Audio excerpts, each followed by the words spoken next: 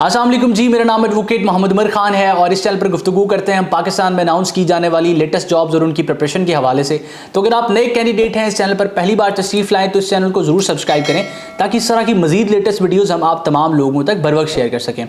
आज की इस वीडियो में हम असिस्टेंट डायरेक्टर इन्वेस्टिगेशन FIA के बारे में डिस्कस करने वाले हैं। आप तमाम लोग जानते हैं कि FIA में असिस्टेंट डायरेक्टर इन्वेस्टिगेशन की 30 पोस्ट अनाउंस की गई थी और इसके लिए जो FPSC ने रिक्रूटमेंट प्रोसेस बताया था उसमें आप तमाम लोगों के साथ शेयर किया गया था कि पहले एक स्क्रीनिंग टेस्ट होगा, स्क्रीनिंग टेस्ट के बाद एक डिस्क्रिप्टिव टेस्ट होगा, डिस्क्रिप्टिव टेस्ट के बाद आपका इंटरव्यू, साइकोमेट्रिक टेस्ट और इस तरह के तमाम प्रोसीजर जो है वो होना थे और उसके बाद आपकी फाइनल रिक्रूटमेंट होनी है।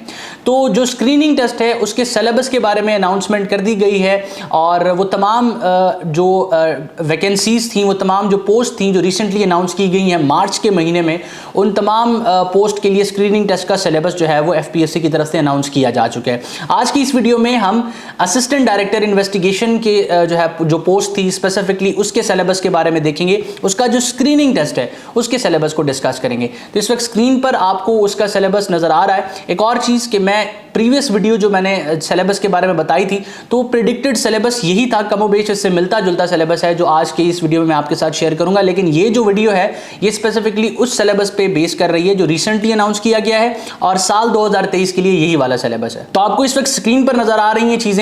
FPSC ने असिस्टेंट डायरेक्टर इन्वेस्टिगेशन के सिलेबस को दो हिस्सों में, दो पार्ट्स में डिवाइड किया है। पार्ट 1 अंग्रेजी का है जो 20 नंबरों पर मुश्तमिल है या 20% आप कह सकते हैं। इसमें आपका ग्रामर का सेक्शन है, वोकैबुलरी का सेक्शन है, सेंटेंस स्ट्रक्चर का सेक्शन है और ये टोटल जो है वो आपका 20 नंबर पर मुश्तमिल है। इसके बाद पार्ट 2 वो जनरल इंटेलिजेंस का पोर्शन है। जनरल इंटेलिजेंस में अगेन आप देखें तो अब ये सारे के सारे जो पोर्शंस हैं ये इक्वल मार्क्स कैरी कर रहे हैं। सबसे पहला आपका पार्ट जनरल नॉलेज का है, दूसरा पार्ट एवरीडे साइंस का है, उसके बाद बेसिक अरिथमेटिक है जिसमें अलजबरा, रेशियो, परसेंटेज और अरिथमेटिक मीन्स के क्वेश्चंस आपसे पूछे जाएंगे। देन करंट अफेयर्स है, नेशनल और इंटरनेशनल लेवल में जो पास्ट 2 इयर्स में जो डेवलपमेंट हुई हैं उसके बारे में आपसे पूछा जाएगा। उसके बाद पाकिस्तान अफेयर्स और इस्लामिक स्टडीज बेसिक लेवल पे पूछा जाएगा। देन FIA एक्ट आपसे पूछा जाएगा। अब कुल मिला के हर पार्ट में जो जनरल इंटेलिजेंस का सेक्शन है, हर पार्ट में 8 नंबर के आपसे क्वेश्चंस जो है वो पूछे जाएंगे और कुल मिला के ये 100 नंबरों पर मुश्तमिल आपका स्क्रीनिंग टेस्ट होगा। और मैं आपको एक एक्सपेक्टेड जो है वो नंबर बता देता हूं कि तकरीबन आप एक्सपेक्ट कर सकते हैं कि आपको 75 to 85 के दरमियान स्कोर करना है अगर आप जो है वो डिस्क्रिप्टिव टेस्ट के लिए शॉर्टलिस्ट होना चाहते हैं। एक चीज ध्यान में रहे कि जो टोटल नंबर ऑफ वैकेंसीज हैं वो 30 हैं और उसमें सारी प्रोविंसेस की डिवीजन आप इसकी एडवर्टाइजमेंट में देख सकते हैं कि किस प्रोविंस के लिए कितनी सीट्स हैं, ओपन मेरिट पे कितनी हैं और रिजर्व सीट्स कितनी हैं। उस अकॉर्डिंग आपने अंदाजा लगाना है कि फेडरल लेवल पे जो भी जॉब्स आती हैं उसमें नंबर ऑफ एप्लीकेंट्स ज्यादा होते हैं, चारों सूबों से होते हैं, तो उस हिसाब से अगर हम देखें तो नंबर ऑफ वैकेंसीज कम है। अब इसके बाद बात आती है कि स्क्रीनिंग टेस्ट को आप किस तरह से प्रिपेयर करेंगे, इसको प्रिपेयर करने की दुरुस्त स्ट्रेटजी क्या है, किस किताब पर आपको रिलाई करना चाहिए, ये सारी चीजें मैं आपको बताऊंगा। फर्स्टली तो आपने एक चीज जहन में रखनी है कि आपका जो आपका स्क्रीनिंग टेस्ट है ये बेसिकली MCQ नेचर का टेस्ट है। तो MCQ नेचर में आपने इसकी तैयारी MCQ वाइज नहीं करनी, मतलब आपने ऐसा नहीं करना कि जो मल्टीपल चॉइस क्वेश्चन का पेपर है तो आपने किताब लेके मल्टीपल चॉइस क्वेश्चन रटने, ऐसा बिल्कुल नहीं करना।